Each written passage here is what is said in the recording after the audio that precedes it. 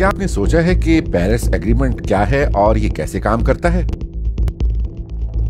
Paris agreement माहौलियाती तब्दीलियों को रोकने की खातिर वज़ा की गई एक बैनुल-अक़वामी ट्रीटी है, जिस पर अमल दरामद कानूनी तौर पर लाजमी है। ये मुआहिदा 12 दिसंबर सन 2015 को 196 ममालिक की रजामंदी से मंजूर किया गया था।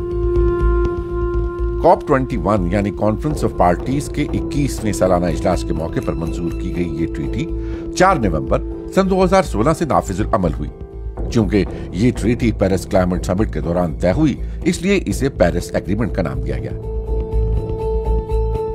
इस तारीखी मुआहदे का मकसद है कि 2050 तक आलमी हिद्दत में इजाफा सनती इनकलाब से काबिल की हिद्दत के मुकाबले में 2 डिग्री सेंटीग्रेड से जायद ना हो, बल्कि तरजीही तौर पर इसे 1.5 डिग्री तक महदूद कर दिया जाए। पेरिस एग्रीमेंट के तहत बिलखुसूस गरीब ममालिक को मालियाती, टेक्निकल और तरबियती मदद भी फराहम की जाती है।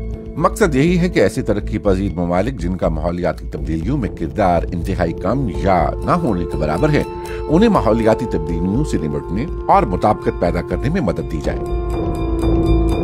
पेरिस एग्रीमेंट के तहत तमाम रुकन ममालिक हर 5 बरस बाद आलमी दर्जा हरारत में इजाफे को रोकने की खातिर उठाए गए इक़दामात का जायजा लेते हैं और आइंदा 5 बरस के लिए नए अहदाफ तय करते हैं। तमाम कारकर्दगियों का जायजा लिया जाता है और कमियों को दूर करने की कोशिश की जाती है।